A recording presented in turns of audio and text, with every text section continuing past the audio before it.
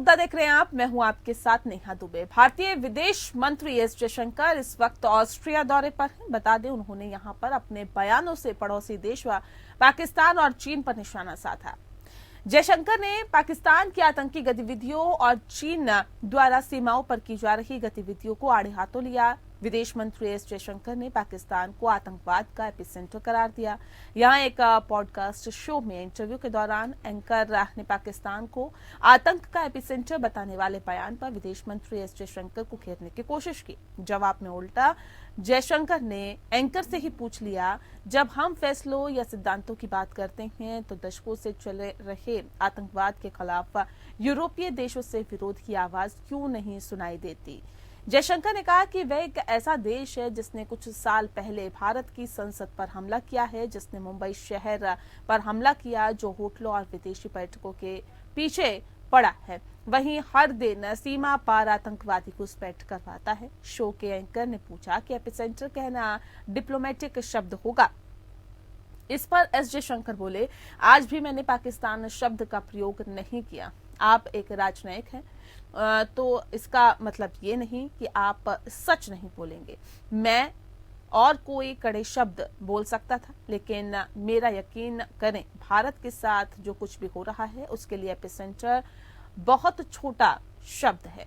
विदेश मंत्री ने कहा है कि अगर दिन दहाड़े शहरों में आतंकी अड्डे चल रहे हों, भर्तियां और फंडिंग हो रही हो, तो क्या पाकिस्तान की सरकार को वाकई में इसकी जानकारी नहीं होगी कि क्या हो रहा है, खासतौर पर तब जब आर्मी लेवल की ट्रेनिंग दी जा रही हो। यूरोपीय दशकों से चल रही इस खेल की आलोचना क्यों नहीं करता, ये पूछे जाने पर कि क्या दुनिया को भारत और पाकिस्तान के बीच युद्ध की आशंका से परेशान होना चाहिए। इस पर उन्होंने कहा कि मैं कहूंगा कि दुनिया को आतंकवाद को लेकर परेशान होना चाहिए। उधर कश्मीर के बारामूला में स्लीपर सेल के एक्टिव होने की खबर मिली है। सूत्रों के मुताबिक आपको बता दें कि सूत्रों के मुताबिक भारत को एक खबर मिली है कि पाकिस्तान और चीन भारत को दहलाने की साजिश रच रहे हैं। पीओके के मुजफ्फराबाद में ये आतंकी संगठन काम कर रहे हैं। सूत्रों के मुताबिक आईएसआई ने एक मास्टर प्लान तैयार किया है। घाटी में विदेशी आतंकियों की एक टीम पहुंच चुकी है। बताया भी जा रहा है कि घाटी में दहशत फैलाने के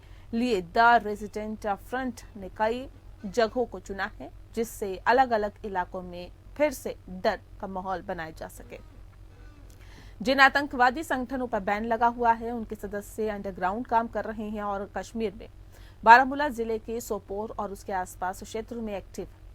यहां स्लीपर सेल के होने की भी सूचना मिली है, जिसका सीधा मतलब यह है कि भारत के लिए खतरा बढ़ने वाला है। इस बात को अनदेखा नहीं किया जा सकता, क्योंकि कश्मीर में सक्रिय आतंकियों के पास कुछ वैसे हथियार और उपकरण पहुंच गए हैं जो उन्होंने अफगानिस्तान में स्थित अमेरिकी सैन्य ठिकानों से हासिल किए थे। इसका मतलब साफ है कि इन हथियारों को कश्मीर में आतंकियों तक पहुंचाने का काम पाकिस्तान के जरिए किया जा रहा है। भले ही पाकिस्तान में सत्ता बदल गई हो, लेकिन इसके कोई संकेत नहीं है कि भारत के प्रति उसका रवैया बदला है।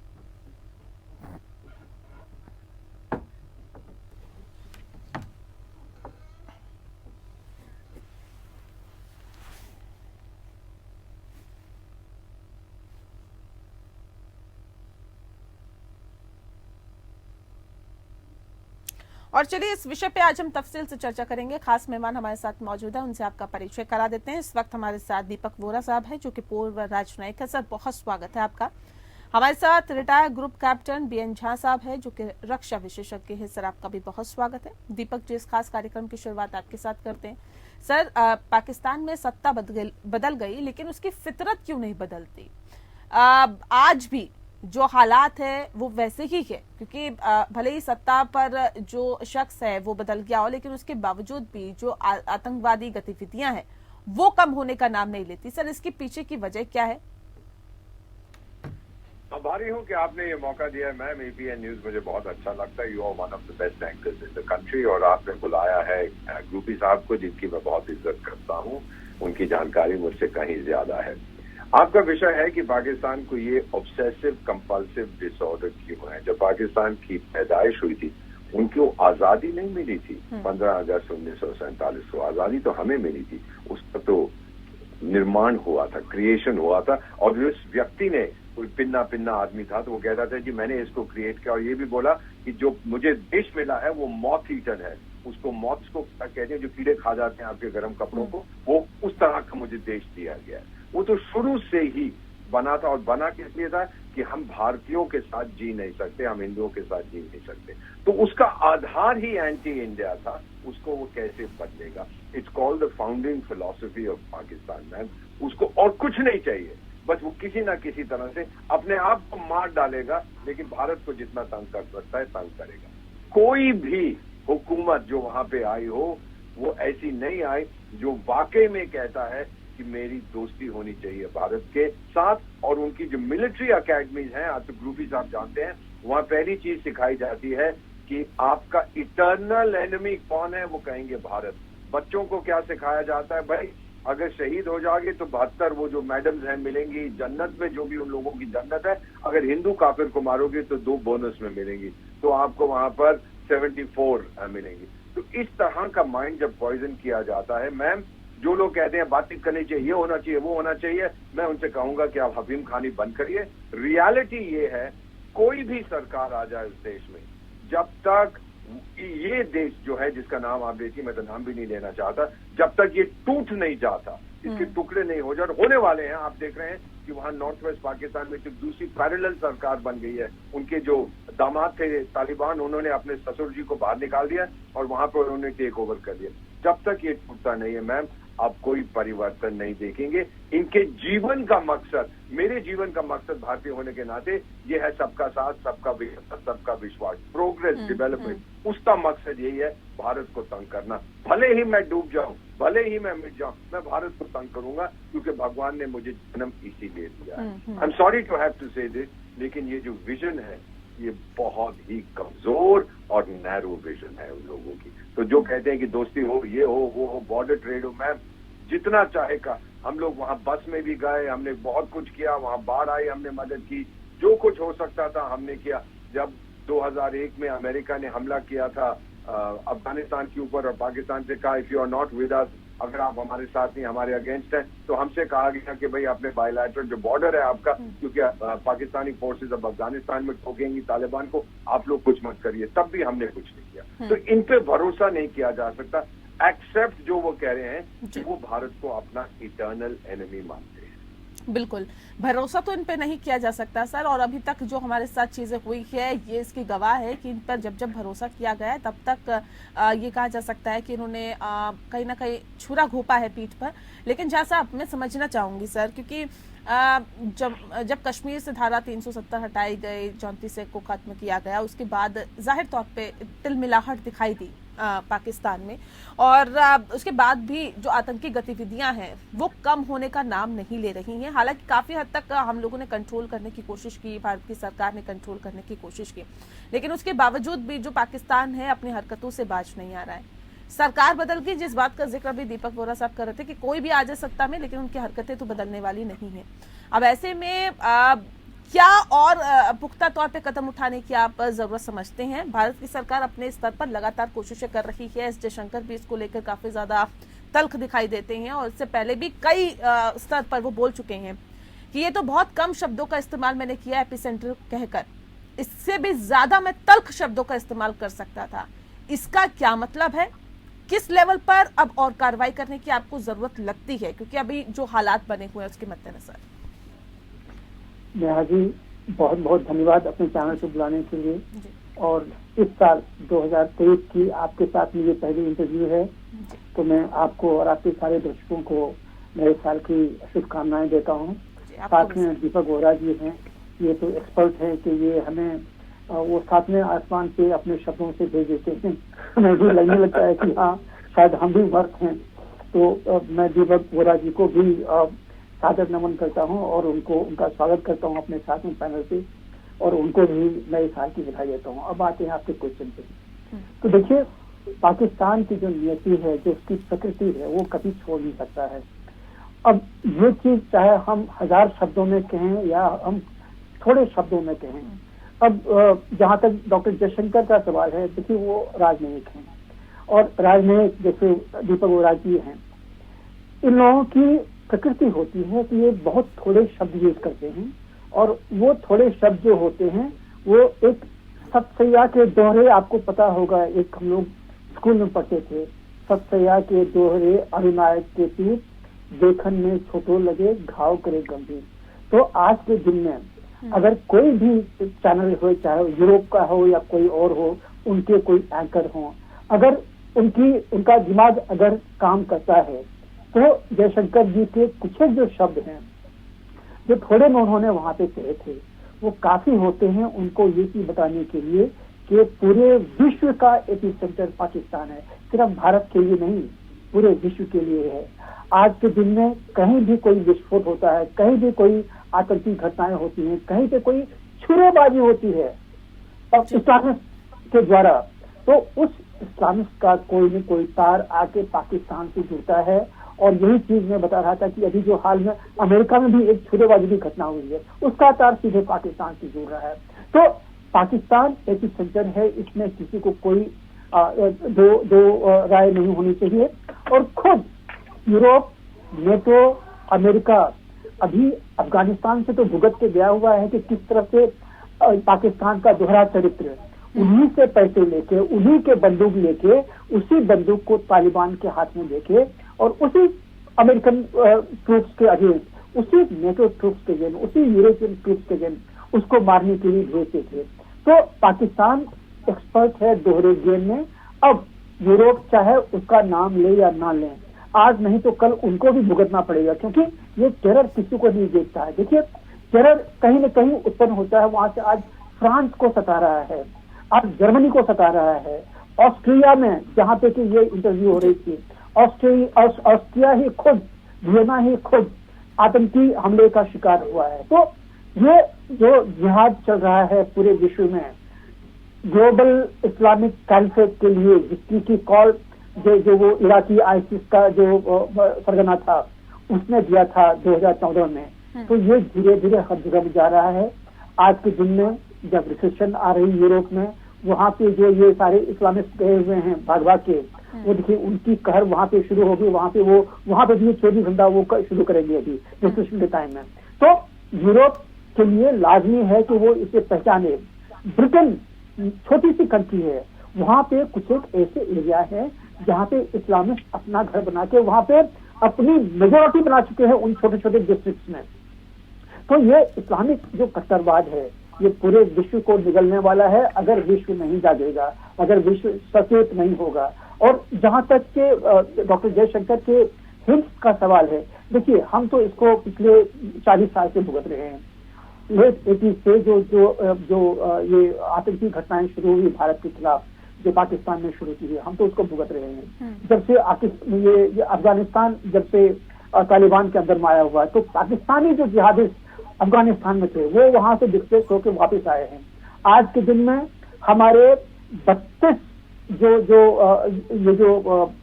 लॉन्च पैड्स हैं अक्रॉस द LAC, वो लबालब भरे हुए टेररिस्ट थे, और वही टेररिस्ट यहाँ पे आके उत्पात मचाते हैं। अभी 3 दिन पहले ही वहाँ पे रजौरी में काम करके गए हुए हैं।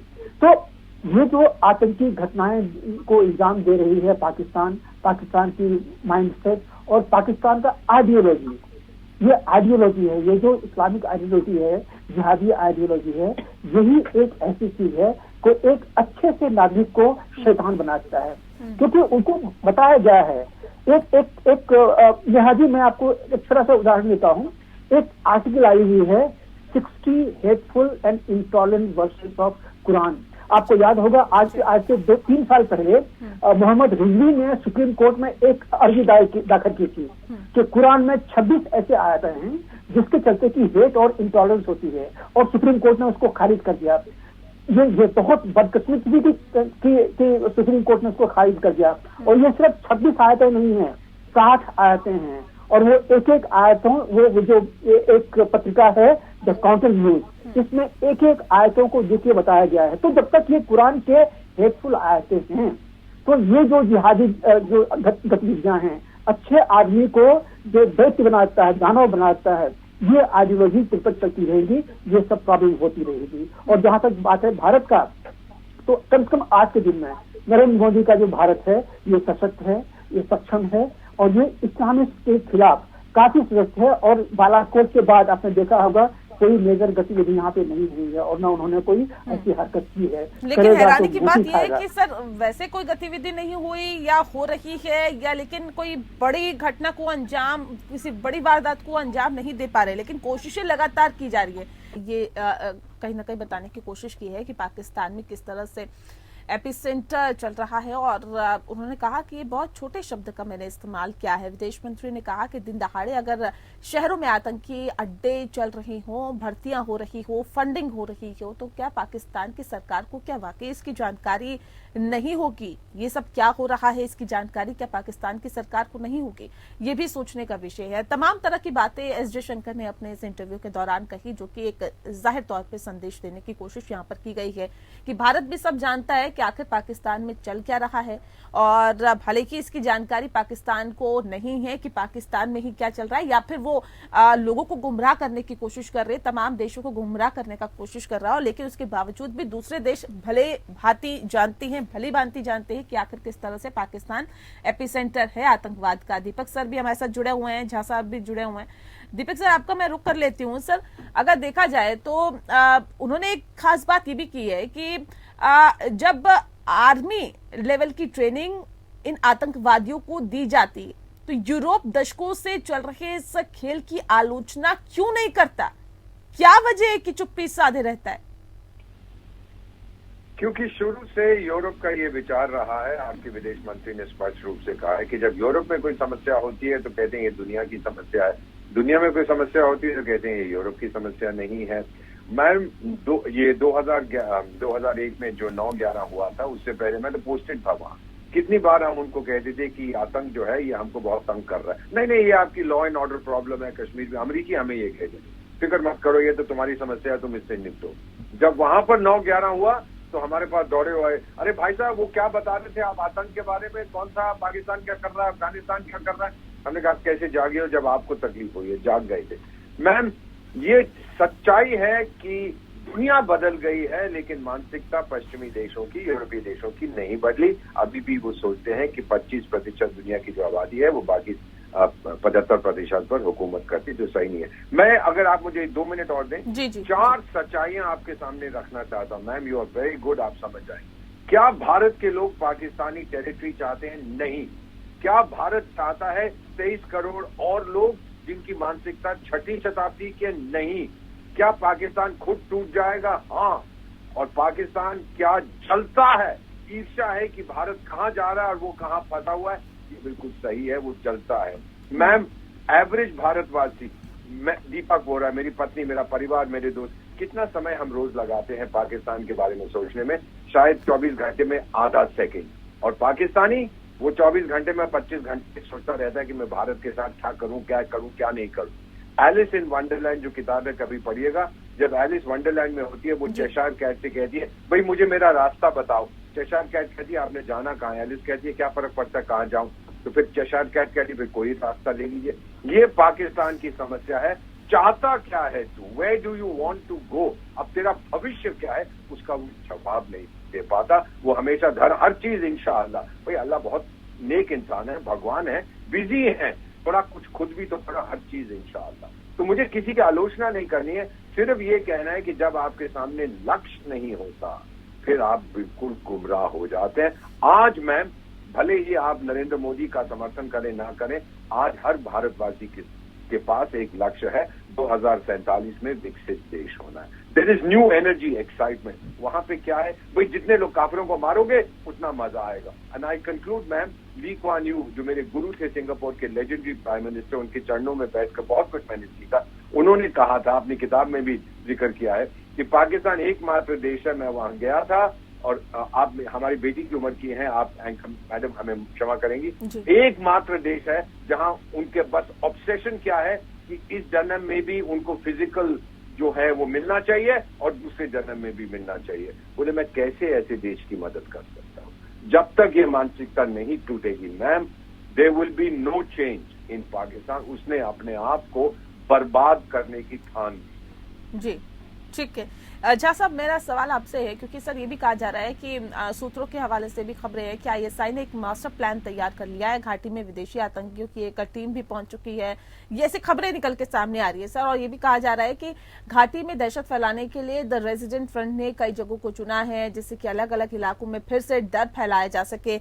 ऐसी स्थिति में स्लीपर सेल्स काम कर रहे हैं। इन स्लीपर सेल्स के नेटवर्क को तोड़ने के लिए, इनको जड़ से खत्म करने के लिए क्या आपको लगता है कि घाटी में किस तरह से अब योजना होनी चाहिए जिससे कि कम से कम इनके जो नेटवर्क है उनको तोड़ा जा सके? नेहा, आपने बड़ा सटीक और एकदम ठीक सवाल पूछा है जो आज के दिन में हो रहा है और भारत सरकार को क्या करना चाहिए। देखिए, हमने एक सर्जिकल स्ट्राइक किया, एक बालाकोट से किया, इससे कुछ नहीं होने वाला है। क्योंकि जहाँ पे आतंकी हैं, एक विंग है पाकिस्तान आर्मी का जिसको बोलते हैं fourth wing of arm forces, वो जिहादिस्ट हैं, आईएसआई के अंदर में है, वो उसको अपने काम के लिए यूज करता है। और जब ये जिहादिस्ट जब अफगानिस्तान से वापस आए थे तो इनको पाकिस्तान ने अपने पास में कुछ में रखा था और फिर वहां से उन्होंने वहां से उनको डिस्पैच किया हुआ है। और जब से अफगानिस्तान का प्रॉब्लम खत्म हुआ, जब से वो वहां से वापस आए हुए हैं, पहले हमारे पास में 22 एक्टिव लॉन्च पैड्स थे, आज के दिन में 36 एक्टिव लॉन्च पैड्स हैं जो इन टेररिस्ट से लबालब भरे हुए हैं। पाकिस्तान के पास में पैसा नहीं है कि उनको खिलाए, ये जिहादिस्ट अपने ही एरिया के जो उनके सिविलियंस हैं उनसे पैसे लूट के लाते हैं और वो खाते हैं। तो ये सब जिहादिस्ट हम जानते हैं, हमारे इंटेलिजेंस एजेंसीज को, आर्म फोर्सेस को ये पता है कि एलओसी के क्रॉस 3 किलोमीटर के अंदर में, कहीं कहीं तो 1 किलोमीटर के अंदर में ये लॉन्च पैड्स हैं। ऐसे 36 जब लॉन्च पैड्स आपके पास में हैं तो हमारी सेना, हमारी सरकार क्यों उसके लिए एक्शन नहीं लेती है? वही जिहादिस्ट वो जहाँ पे फेंसिंग है, फेंसिंग के नीचे से चूहे जैसे दिल खोद के हमारे अंदर में आते हैं। वो किसी न किसी तरह से हमारे देश में आके फिर वो वहां पे उत्पाद में जाते हैं। इनको उन्हीं के दिल में क्यों ना मारा जाए? और यही चीज हम जैसे डिफेंस जो एक्सपर्ट्स मिलेंगे, हम नॉलेज बहुत ज्यादा नहीं है, हमें एक्सपर्ट कहने कहलाने में खुशी नहीं होती है, लेकिन जो भी जिनको भी थोड़ा सा भी नॉलेज है डिफेंस का, हम ये पूछते हैं आर्म फोर्सेस के, सरकार से, कि जब आप जानते हैं कि ये 36 जो लॉन्च पैड्स हैं वो टेररिस्ट से भरे हुए हैं, हम क्यों नहीं उसको वहीं पे मार देते हैं? हमारे पास में आज वो हेलीकॉप्टर हैं अपाची जैसे कि आप एक सॉर्टी भरोगे, कम से कम 12 ऐसे लॉन्च पैड्स को तबाह करके आ जाओगे। हमारे पास में हाउट्जर गन्स हैं, तोप हैं, बोफोर्स के जैसे और भी हाउट्जर्स हैं जिनकी रेंज 40-42 किलोमीटर तक है। तो अपने एरिया से ही उन सटीक, जब पता है हमें लोकेशन के, वो वहां पे रहते हैं, क्यों नहीं उनको मारते हो? क्यों और भी सर्जिकल स्ट्राइक नहीं करते हो? देखिए, ये जो टेररिस्ट वहां पे हैं, जब तक ये वहां पे रहेंगे ये उत्पात करते ही रहेंगे और पाकिस्तान के लिए वो काम करते ही रहेंगे, चाहे वो सरकार की नियत हो, चाहे आर्म फोर्सेस की नियत हो, चाहे आईएसआई की नियत हो, लेकिन वो पाकिस्तान सरकार की ही मानसिकता को साबित करने के लिए काम करते रहेंगे। और एक और चीज नेहा जी, ये जो चल रहा है कश्मीर में, जो अभी वहां पे हुआ है, स्लीपर सेल्स हैं, ये स्लीपर सेल्स हैं, ठीक है, हम मानते हैं, लेकिन वहां पे बहुत सारे उनके समर्थक भी हैं, आतंकियों के, पाकिस्तानी आतंकियों के समर्थक भी हैं कश्मीर में। मेरी तो पोस्टिंग वहां पे तब हुई थी जब वो हमारे 4 वायुसेना के हमारे अधिकारी मारे गए थे। मैं वहां पे फरवरी 1990 में वहां पे गया था, जबकि वहां के वो मस्जिदों से गालिब की वहां पे आवाजें आती थी। मैं उन्हीं दिनों में वहां गया था पोस्टिंग पे, 3 साल रहा वहां पे, और वहां की जो हमने हालत देखी है, वहां के लोगों, जो नॉर्मल लोग हैं वो बिल्कुल इनोसेंट हैं, लेकिन वहां पे ये जिहाद चल रहा है उन्हीं दिनों से। और इस जिहाद को 2 ही तरह से कैंसिल कर सकते हैं, आप खत्म कर सकते हैं। एक तो जो इसराइल की मानसिकता है, जो उनका तरीका है, और दूसरे चीन, या तो फिर आप चीन बन जाएं, जैसे कि जिंजियांग में उन्होंने एकदम सबों के मुंह सील रखे हैं, उनके हाथ बांध रखे हैं। तो जिहादियों को अपने घर में औकात दिखाने के लिए आज दुनिया में 2 ही राष्ट्र हैं, एक इसराइल और दूसरा चीन। तो जब आपको फारूक अब्दुल्ला बताते हैं, मुफ्ती बताती हैं कि हमें चीन, वो उनको चीन पसंद है, तो हम फिर चीन का जो तरीका है जिहादियों को डील करने के, हम वो क्यों नहीं अपनाते हैं? बनाइए आप भी ऐसे सारे कॉन्सेंट्रेशन, डालिए जिहादियों को वहाँ पे। दीपक जी कुछ कहना चाह रहे? दीपक जी मेरे पास वक्त की कमी है सर, 10 सेकंड में, सिर्फ 10 सेकंड में आप अपनी बात रख दीजिए। देखिए, तो मैं ठीक है फिर वहीं आता हूँ। Best terrorist is a dead terrorist, ये कुछ नहीं कह, सबसे अच्छा आतंकी वही है जो मरा हुआ आतंकी होगा। ठीक है सर, बहुत शुक्रिया आप दोनों मेहमानों का हमारे साथ इस खास चर्चा में शामिल होने के लिए। मुद्दा में फिलहाल इतना। नमस्कार।